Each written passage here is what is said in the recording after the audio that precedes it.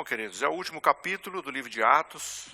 Foi e tem sido momentos bem missionários, bem conscientizadores. A obra de Deus sempre tem os seus percalços. É impossível fazer a obra de Deus sem adversidade. Mas uma coisa também fica bem clara: o Senhor sempre vence. A vontade de Deus sempre prevalece. O nome de Deus sempre está acima de todas as coisas. E quando, às vezes, na nossa conjuntura normal, acontece com a gente também muitas adversidades que envolvem o nosso dia a dia, nosso trabalho, nossa vocação, nossa dedicação e tantas outras coisas. E a adversidade sempre nos ensina, sempre nos faz crescer, sempre aprimora a nossa convicção, nossa fé, e o Senhor sempre vence. E nós sempre continuamos na presença de Deus. A semana passada, um naufrágio, uma situação muito difícil. O Espírito de Deus conduziu Paulo nesse transtorno, deu a ele sabedoria, deu visão. Ele conseguiu resgatar, de certa forma, todos os presos, impedir que fossem mortos, ajudou a conduzir as coisas. Mas, quando foram acolhidos, que descobriram que estavam em terra, chegaram nessa ilha e no outro dia descobriram que era uma ilha chamada Malta. E logo os bárbaros o receberam bem, com dignidade, com carinho. Vamos lá, vamos fazer um fogo aqui para aquecer. Vamos tomar uma medida aqui para vocês ficarem bem à vontade. O frio muito forte e aquele, vamos dizer assim, a chuva caindo. E você imagina você sair de dentro de uma embarcação que foi destruída, agarrado em destroço do navio, naquele frio e ainda chovendo. Vamos fazer um fogo aqui para aquecer. Quando Paulo vai pegar os gravetos para jogar no fogo, quando percebe uma víbora está pendurada na sua mão.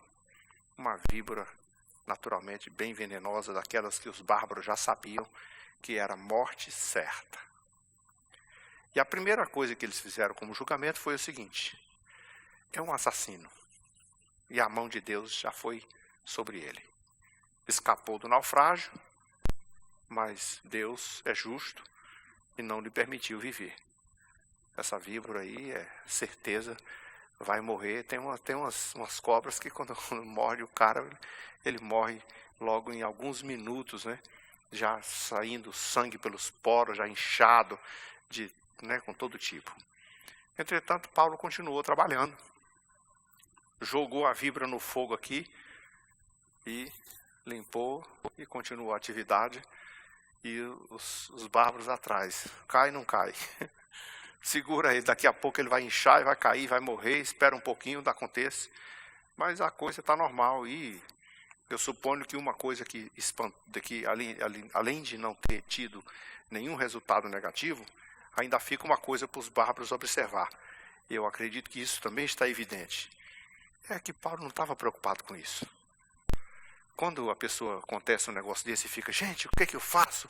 Ouve aqui, me ajuda, amarra aqui uma coisa. Não. Para ele, não tinha acontecido nada.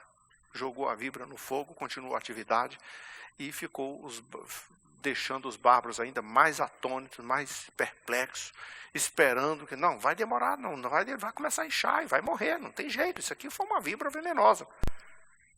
Mas ele descobre uma coisa: que o Senhor deu autoridade aos seus discípulos de pisar em serpentes e escorpiões. E a Bíblia se cumpre. E geralmente eu gosto de observar que a Bíblia se cumpre debaixo das mais intensas adversidades. A gente não conta muito milagre aqui na rua, debaixo da luz do sol, aqui nos bastidores da igreja. A gente não conta muita experiência extraordinária.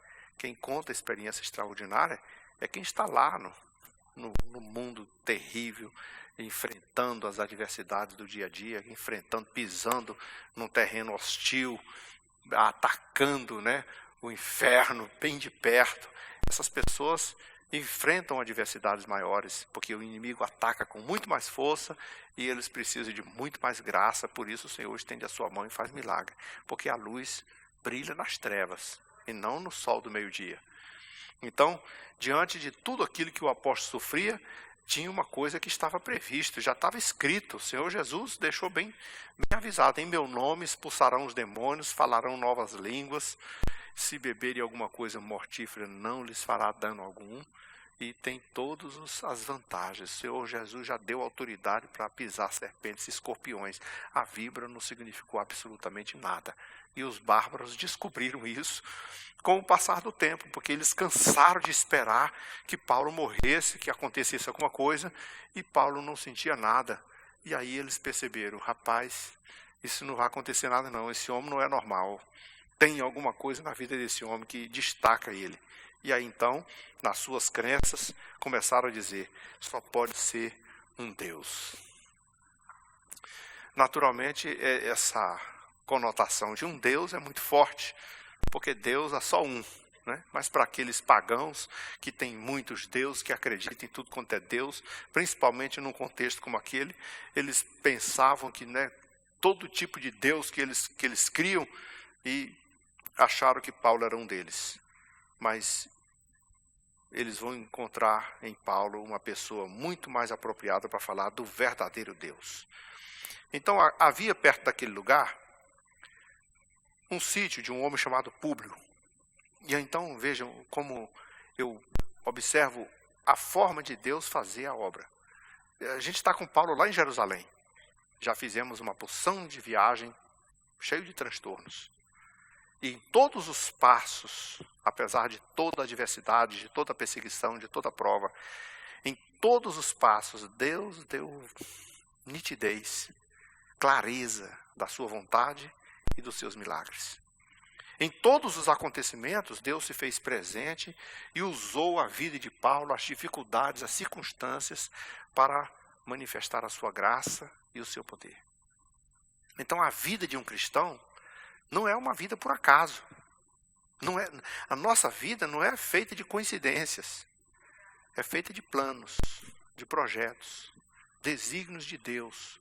Aquilo que Deus estabelece que aconteça com as nossas vidas. Por isso vem acontecendo ao longo. Já reis e governadores ouviram a palavra. Pessoas de grande escalão já tiveram que ouvir a palavra de Paulo, uns já foram impactados, outros já ficaram revoltados, mas o Espírito de Deus continua falando.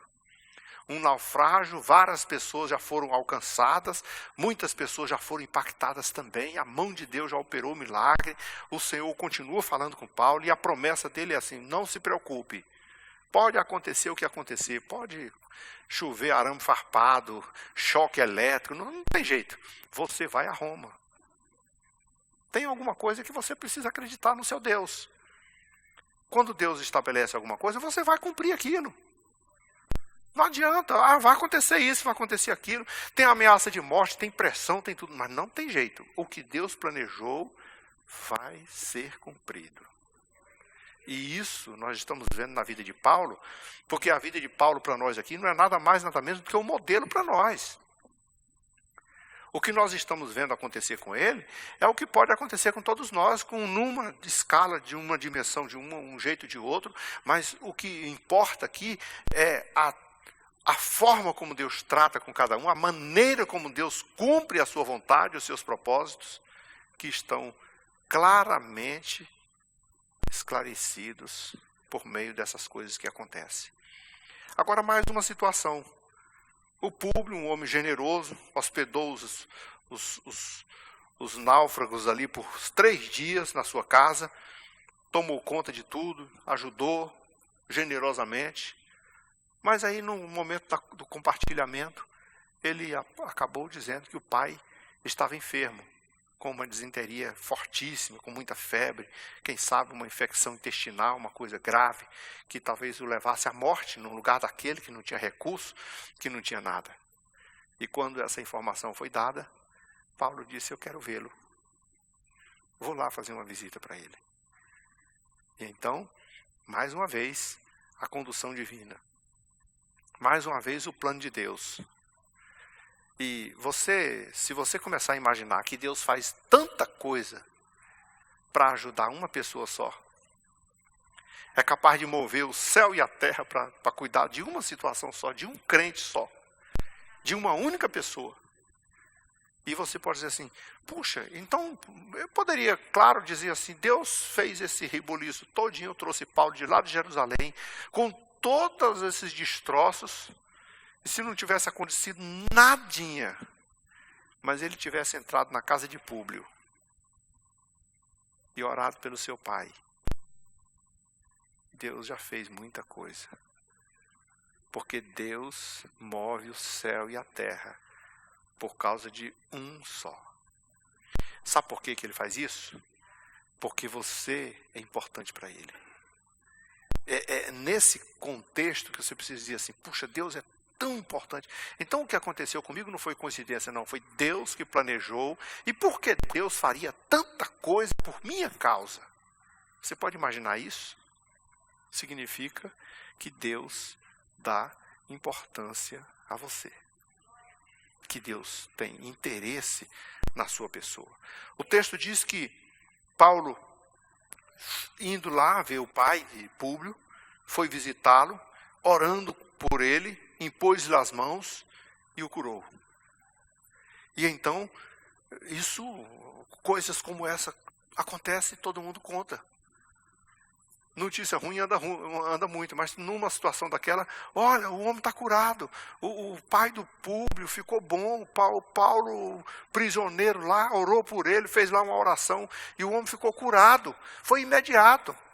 O que você imagina que acontece quando acontece uma situação dessa, e numa cidade, numa comunidade totalmente leiga, desinformada, que não acontece coisas diferentes todo dia? E o que acontece? Os outros enfermos vão dizer assim, opa, puxa, eu vou lá para ele orar por mim também. Ele orou por fulano que estava lá com febre, ardendo e disenteria. Mas vamos imaginar, tem outro aqui com coqueluche, tem outro aqui com tifoideia, tem outro aqui com a doença, com tuberculose, tem outro aqui, tem vários outros enfermos aqui. Eu acho que a gente podia ir lá tentar, quem sabe. Se ele orou por um e curou, quem sabe ele ora. E o texto diz que à vista desse acontecimento, os demais enfermos da ilha vieram até Paulo. E o que aconteceu? Foram curados. Você às vezes fica pensando assim, puxa vida, tem hora que a pessoa vem e ora e não é curado. E não é porque o Deus mudou. E às vezes nem é porque o cara não é tão crente, ou que o orou não é tão crente, que Deus trabalha com a sua graça e não com as pessoas humanas somente. Mas é porque a situação exige isso, irmãos. O testemunho da vida de Paulo precisa ser bem evidenciado. E Deus precisa honrá-lo aqui diante dessa situação. Ele vai preso, ele vai morrer, ele vai acontecer qualquer coisa com a vida dele. Mas nunca mais, nunca jamais, o povo dessa ilha vai se esquecer que passou por ali um homem chamado Paulo e com a unção de Deus, com o Espírito de Deus na sua vida, orou pelos enfermos e eles foram curados. A história de um homem como esse está registrada, e não se registra as coisas, não só nos livros, não, mas na mente das pessoas, no coração das pessoas. Coisas que as pessoas costumam esquecer a vida inteira, mas tem algumas coisas que não foram escritas em papel. Foram escritas em vida, em pessoas. E então aqueles homens ficaram impressionados, levaram os enfermos, foram todos encontrar e todos foram curados, os quais então nos distinguiam com muitas honrarias. Agora pronto, agora os homens, os prisioneiros agora não são mais considerados prisioneiros. Agora são homens honrados. Agora são tratados com deferência, são tratados com privilégios. Todos os bens são... Olha, veja só, por isso que eu costumo dizer que a vida cristã, como às vezes comparada com o deserto do povo de Deus lá, eu acabei me esquecendo, mas você não deixa esquecer não, tá? Eu vou voltar daqui a pouco para você. Passa-se por essas situações bem complicadas, mas um exemplo que eu gosto de sempre mencionar é o deserto de Israel, saindo do Egito até chegar na Terra Prometida. Porque deserto, irmãos, é uma aproximação do inferno. De sofrimento, de calor, de areia, quente, e de seca, de sede, de coisa terrível que você diz assim, o cara que ficar no deserto sozinho, e, se ele não tivesse nenhum sofrimento, só areia no sapato já era suficiente para ele ter raiva o resto da vida. Imagine com todas as outras dores que ele sofre. Mas o povo de Israel passou 40 anos no deserto. Mas nesse deserto, o Senhor fez chover pão do céu. Nesse deserto, o Senhor fez sair água da rocha. Nesse deserto, eu não sei em que lugar que eles passaram, que de repente andou para ali, tropeçado, deram de cara com um lugar chamado Elim. Agora vejam só, no deserto, 70 palmeiras e 12 fontes de água. Onde é que você já viu um negócio desse? No deserto tem 12 fontes de água, um para cada tribo. E 70 palmeiras. O povo ficou ali. Então, só por quê? Para depois eles terem que desarmar suas barracas e ir embora e não se acomodar com aquele lugar. Deserto acontece milagre também. Deserto, a vida é porque é uma comparação com a vida cristã que eu quero mostrar para vocês. Que a vida cristã tem luta, tem tribulação, tem prova, mas tem tanta graça, tem tanta coisa boa, tem tanta presença de Deus, tem tanta manifestação do Espírito Santo, tem cura na sua vida, tem milagre na sua vida, tem a visita de Deus no seu coração, tem aquela coisa que o Senhor fez, uma coisa extraordinária com a sua família, com a sua vida pessoal, e de repente você diz assim, meu Deus, eu pensei que estava tudo destrambelhado, que não tinha mais jeito, e o Senhor estendeu a sua mão no deserto. Então, olha, esses irmãos estão aqui, olha a vida que Paulo está vivendo aqui, olha o contexto que esses irmãos estão vivendo, no naufrágio, na luta, na prisão, com cadeias, com pressão de soldados, com tudo, e agora, de repente, eles são honrados, abençoados, considerados pessoas mais nobres do mundo, todo mundo tratando com todo cuidado, e quando eles tiveram que ir embora, supriram de tudo que eles precisavam para prosseguir viagem, não faltou nada porque eles estavam preocupados em servir da melhor forma possível. Simplesmente porque serviam ao Senhor. É por isso que tem um ditado que de vez em quando se fala aqui no meio dos nossos missionários, que as melhores coisas do mundo é para o milionário e para o missionário. O milionário porque tem um dinheiro e compra. E o missionário porque Deus dá para ele da melhor forma possível, como aconteceu lá em Cabo Verde agora, uma casa de milionário, mas o milionário não estava precisando, não ia usar, não sabia o que fazer com ela, o missionário vai lá e diz, eu quero morar lá, só que eu não tenho dinheiro para pagar, sou missionário. Tá, vai, pega a chave, vai para lá, toma conta. É porque é missionário, é porque Deus promove essas coisas.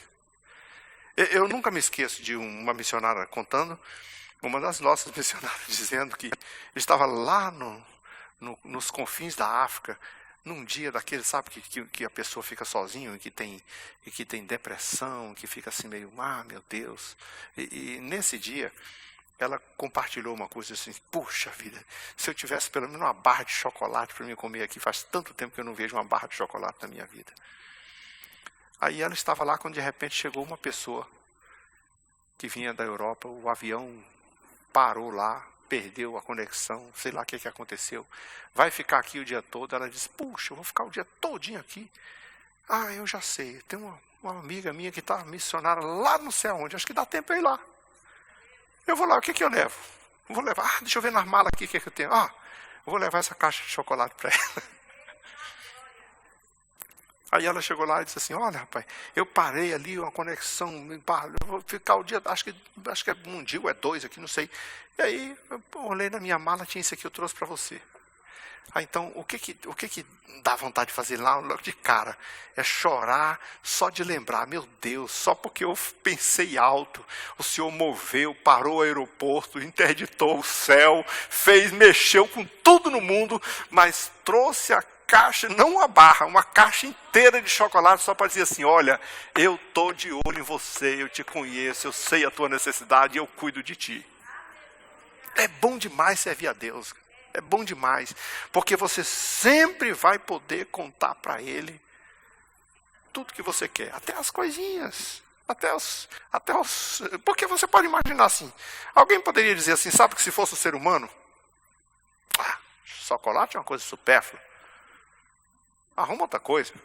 Pede uma coisa mais, uma barrinha de chocolate, quem vai se preocupar em levar um chocolate? Só Deus. Sabe por quê? Porque não é assim que você faz com o seu filho. O filho quer uma coisinha tão simples, e você vai, corre atrás para resolver o problema dele. E para Deus, mover o céu e a terra, parar o avião, cancelar voo, interditar meio mundo de coisa, não é nada difícil. É simplesmente fazer cumprir a sua vontade. Então é assim que Deus faz, suprindo a necessidade de todos aqueles homens. Mas, irmãos, como sempre, o objetivo é chegar até o fim, chegar até Roma. Foram 3 meses. Aí então foram embarcados no navio alexandrino, passaram lá pela ilha e tinha o navio tinha um emblema lá do Dióscoro, que eu disse para vocês agora há pouco, que a sigla dos deuses gêmeos, Castor e Pollux, né, deus gregos. Então eles tocaram da Síria, ficaram alguns dias a Régio, os ventos foi soprando, chegaram a Puteoli, onde achamos alguns irmãos. E aí então, quando acha alguns irmãos, quando você chega num lugar desse que acha alguns irmãos, meu Deus do céu, você está no deserto, encontrou o irmão. Não sei se você já parou para pensar, mas você está num lugar assim, bem distante, que você acha que não conhece ninguém, e de repente você se depara com um crente. E ele lhe dá a paz do Senhor e lhe socorre. Numa das nossas viagens com a família, uma certa feita, o meu carro fundiu lá o cabeçote, numa estrada, já chegando numa dessas cidades do Goiás. Mas eu devia estar aí uns 30 ou 40 quilômetros da cidade. E aí eu olhei assim, meu Deus, como é que eu vou fazer aqui? Tem que dar um jeito aqui. Aí imagine, com uma mulher e 2 crianças. Aí peguei uma carona, fui lá para a cidade, eu tinha cortado aquela mangueira do radiador. Eu vou ver se eu compro ela e trago e coloco aqui. Quando chego lá na cidade, irmão, não tinha nada aberto. Era um feriado, era domingo, estava tudo fechado. Olhei para a cidade de um lado do outro e disse, agora pronto. E o pior, deixei a mulher lá na BR. Sozinha, e está ficando de noite. Com aquelas crianças aí. Eu fui para a porta da autopeça, bati lá no fundo para o vizinho abrir. E o dono da autopeça abriu. E aí, quando ele levantou a porta, eu falei para ele contando, tá, vou vender. Aí quando ele levantou, entrou outra pessoa na hora. Você abriu, eu preciso de uma coisa aqui e tal. O que você quer? Não, eu estou querendo isso assim, assim. Eu não sei nem se ele conseguiu comprar o que ele queria. Mas ele me escutou falando o que eu tinha acontecido com o meu carro. Ele falou assim, você está lá na estrada? Se você quiser, eu te levo lá. Rapaz, se você fizer isso... Aí o cara entrei no carro dele. Ele levou, quando chegou lá, que olhou o carro. Não vamos mexer com isso não. Marra o carro aqui, vamos puxar logo, leva lá para a cidade, deixa na cidade.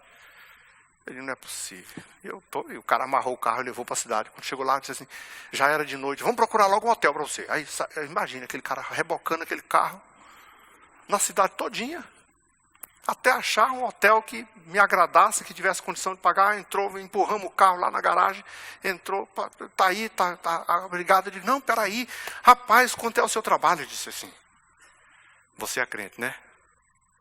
Como você sabe? A paz do Senhor, Deus te abençoe. Como Deus pode cuidar das pessoas assim, irmão? Eu não conversei nada para ele, não contei nada. Mas Deus conhece você. Ele sabe onde você está. O que você precisa, Ele tem todo o conhecimento. E Ele vai fazer tudo na hora dEle, do jeito dEle, para a glória dEle. Amém? Então vejam só. Quando Paulo chegou a Roma, E o livro de Atos é uma coisa bem interessante, irmão. O livro de Atos é uma coisa bem interessante. E você sabe que o Atos, de vez em quando alguém diz assim, não devia ser chamado Atos dos Apóstolos, deveria ser chamado Atos do Espírito Santo. Porque o Espírito Santo está em todas as letras, atuando em todos os contextos. Mas uma coisa mais interessante no livro de Atos é que ele não termina. Não acaba o livro. Você lê o livro e você fica procurando a próxima palavra. Olha, primeiro Paulo foi permitido a morar na sua própria casa por conta dele. Alugou uma casa e a cadeia ficou até flexível nele, pelo menos por esses 2 anos. Ficou flexível a prisão dele. Você pode alugar uma casa, só que vai ter que ter um soldado com você. Não sei se é algemado. Parece que pelo discurso dele aqui, acho que o soldado ficava preso a ele também. Só tem uma vantagem, irmão, que esse soldado, ele não vai sair daquelas algemas. Ele está muito mais preso do que Paulo. Porque ele vai ouvir o evangelho querendo ou não. Geralmente, um soldado não trabalha 24 horas por dia. Ele trabalha por turno. Então, esse soldado que está ali, ele deve trabalhar um turno da manhã e deve ser rendido por outro à tarde. Então, Paulo tem um outro soldado para evangelizar à tarde. Mas quando vai chegando à noite, aquele soldado tem que ir para casa, dormir, porque ali é o trabalho dele, ali não é uma prisão. O preso final é Paulo, né? Pelo menos entre aspas. Aí troca por outro. E quando chega na madrugada, depois da meia-noite, com certeza vai pôr outro. Então, acho que em cada 24 horas, Paulo tinha 4 soldados para falar do amor de Deus para eles. E a Bíblia diz que a palavra de Deus foi pregada a toda a guarda pretoriana. Ninguém escapou. Todo mundo ouviu a palavra de Deus. Então Deus faz as suas obras, faz os seus propósitos se cumprir do jeito dele, da maneira dele. Ninguém foge disso. Então quando Paulo estava ali, o que ele fez? Ele convocou os judeus, reuniu todos os judeus ali e disse assim: irmãos, eu não fiz nada contra os costumes paternos, muito menos contra Jerusalém. Fui trazido aqui na mão dos romanos, eles me interrogaram, quiseram me soltar, porque não viram crime nenhum em mim, mas a pressão do judeu era tão grande que eu tive que apelar para César, e diante dessa oposição do judeu não teve jeito, apelei para César, mas eu não fiz nada, e não tenho também nada para acusar a minha nação. Foi por isso que eu chamei vocês aqui, para falar da esperança de Israel, que eu estou preso com essa cadeia. Então ele estava preso mesmo. Então eles disseram: olha, a gente não ouviu falar nada. Não estamos sabendo de nada. Essa informação é nova. Isso, não trouxeram, não veio ninguém aqui falar mal de ti e não mandaram nenhuma carta. Ah, então, o que vamos fazer? Não, então, mas só que tem um detalhe, nós queremos ouvir esse negócio aí. Essa seita aí que está todo mundo falando aí, ela é impugnada em tudo quanto é lugar que chega. A gente precisa ouvir. E aí então, ali da sua própria cadeia, que era a sua própria casa, uma grande multidão, um grande número de pessoas compareceram para ouvir o que Paulo tinha a dizer. E Paulo testemunhou o dia todinho, de manhã até a tarde, falou do amor de Deus a essas pessoas, falou do seu testemunho. Todos eles tiveram que ouvir. Muitos ficaram impactados, receberam a palavra. Mas como sempre, até o dia de hoje, muitos rejeitaram. Ficou uma confusão entre os judeus, brigaram entre si, ficaram discutindo quem é que tem razão, quem é que não tem. Mas o evangelho foi pregado. Então, as contendas que eles fizeram, dizendo essas coisas, Paulo convenceu muita gente, mas deixou muita gente também. E Paulo disse assim: bem que diz a palavra de Deus, né? Ouve com o ouvido. Ouvir é uma coisa. Escutar direito. Escutar, talvez escute o barulho. Mas ouvir, né? Por isso que Jesus falou várias vezes assim: quem tem ouvidos, ouça o que o Espírito diz às igrejas. Porque muita gente passa aqui, mas não sabe o que se foi dito. Muita gente vê, mas é cego. Não consegue ver o que Deus faz, os milagres que Deus faz. E isso já estava profetizado por Isaías. Agora, Paulo disse assim, mas só que vocês têm que saber de uma coisa. Que essa salvação de Deus, ela foi enviada aos gentios. E eles vão pegar. Eles não vão deixar escapar, não. Eles ouvirão. Eles vão receber. E é por isso que nós estamos aqui. Por isso que nós fomos alcançados. Por isso que nós temos esse privilégio de conhecer esse amor tão imprescindível. Então o texto diz que Paulo permaneceu 2 anos na casa que ele mesmo alugou, onde recebia todos os que o procuravam, pregando o reino de Deus com toda a intrepidez, sem impedimento algum. Ensinava as coisas referentes ao Senhor Jesus Cristo. Sumiu. Parece que o texto não acabou e acabou. Não tem mais nada para frente. Mas na minha sensação está faltando uma palavra, ou 2, ou 10, ou 20 para completar o livro. Porque o Espírito Santo continua fazendo os seus atos até hoje. A obra de Deus continua até hoje. A obra missionária continua até hoje. Falar em obra missionária, o Eliseu vai fazer um momento missionário.